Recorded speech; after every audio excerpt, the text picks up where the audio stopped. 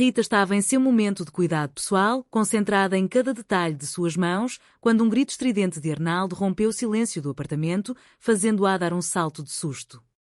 O instrumento que ela segurava acabou deslizando e ferindo sua cutícula, provocando uma dor aguda e um sangramento imediato. Ela reclamou em voz alta, chamando por ele e perguntando o motivo de tanto escândalo, enquanto tentava estancar o sangue com um lenço. Arnaldo entrou no recinto bufando, com os olhos arregalados, ignorando o ferimento da esposa. Ele explicou que o motivo de sua agitação era a notícia bombástica sobre a Dona Álvara. Segundo ele, ela havia acabado de despedir o Sabará, aquele homem que ele descreveu com termos nada elogiosos. O motivo da demissão era grave. O sujeito havia instalado 2 câmaras clandestinas nos banheiros comunitários do parque aquático, uma no teto para uma visão geral e outra escondida estrategicamente dentro do vaso sanitário. A revelação deixou Rita em choque. Ela sentiu um calafrio percorrer a espinha ao pensar na possibilidade de ter sido filmada. Arnaldo continuou o relato, dizendo que Sabará agora ameaçava divulgar todas as imagens na internet como vingança. Rita, em um momento de negação, afirmou que nunca havia usado aquele banheiro, mas Arnaldo logo lembrou de um episódio específico envolvendo uma feijoada que não lhe caiu bem. O pânico se instalou. Eles começaram a discutir a gravidade da situação e como aquilo representava o nível mais alto de exposição que um ser humano poderia suportar. Dona Álvara, a síndica, apareceu logo em seguida, confirmando que já havia tomado a providência de expulsar o funcionário, mas o medo de que ele já estivesse editando os vídeos com planos cinematográficos era real e aterrorizante. Enquanto a confusão crescia na sala, Buzena entrou com seu jeito característico, trazendo histórias de sua terra natal, Pato Branco. Ela narrou um caso antigo sobre um homem chamado Tonho Vidente e uma vereadora chamada Nica Tupete, envolvendo câmaras escondidas e reviravoltas amorosas inesperadas. Embora a história fosse bizarra, ela serviu para pontuar o absurdo da situação atual no condomínio Jambalaia. Isadora, a filha do casal, também se juntou ao grupo, demonstrando uma preocupação muito menor com a privacidade e uma inclinação muito maior para o lado prático e, possivelmente, escuso da situação. Ela revelou, para surpresa de todos, que estava noiva de Xandinho, um rapaz considerado de ouro por toda a vizinhança, filho da Dona Neida e do Sr. Antônio Carlos. A notícia do noivado de Isadora causou uma mistura de descrença e pena nos presentes.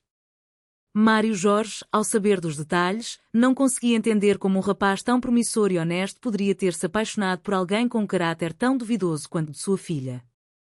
Ele e Rita começaram a especular se aquilo não seria fruto de algum feitiço ou simpatia antiga, como aquelas que envolviam peças de roupa íntima e café coado, algo que Celinha confessou ter ouvido falar muito em tempos passados. A conversa oscilava entre o desespero pelos vídeos íntimos e a preocupação com o destino do pobre Xandinho, que parecia estar entrando em uma armadilha sem volta ao se ligar à família.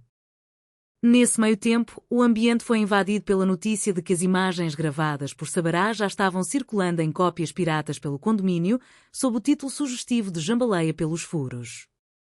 O pânico de Mário Jorge aumentou ao saber que ele havia sido catalogado com um apelido pouco lisonjeiro devido à sua aparência nos vídeos. Ele implorou para que Arnaldo e os outros homens tomassem uma atitude para confiscar o material original.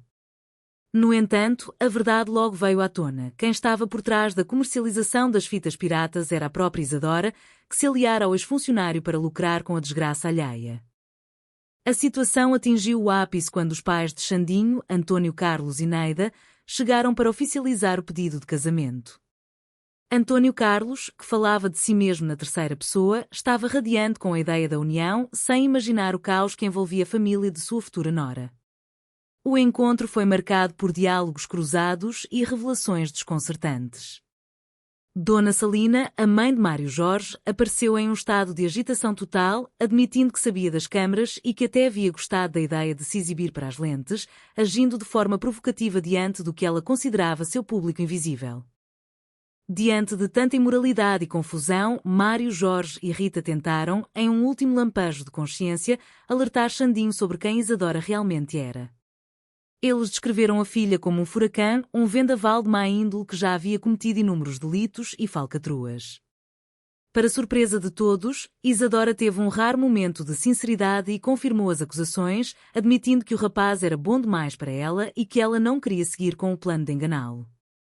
O choque de Antônio Carlos e Neida foi interrompido pela chegada abrupta da polícia. No entanto, os oficiais não estavam lá por causa dos vídeos, mas sim para prender o próprio Antônio Carlos por atraso no pagamento de pensão alimentícia de outros filhos. No final das contas, o apartamento mergulhou em um silêncio reflexivo, apenas interrompido pelo cheiro dos risoles que Buzena estava fritando na cozinha.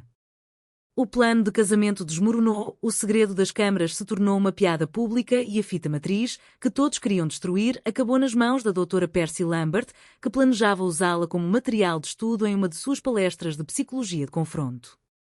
A vida no Jambaleia seguia seu curso tortuoso, entre risos amarelos e a certeza de que, naquele lugar, a normalidade era apenas uma ilusão passageira.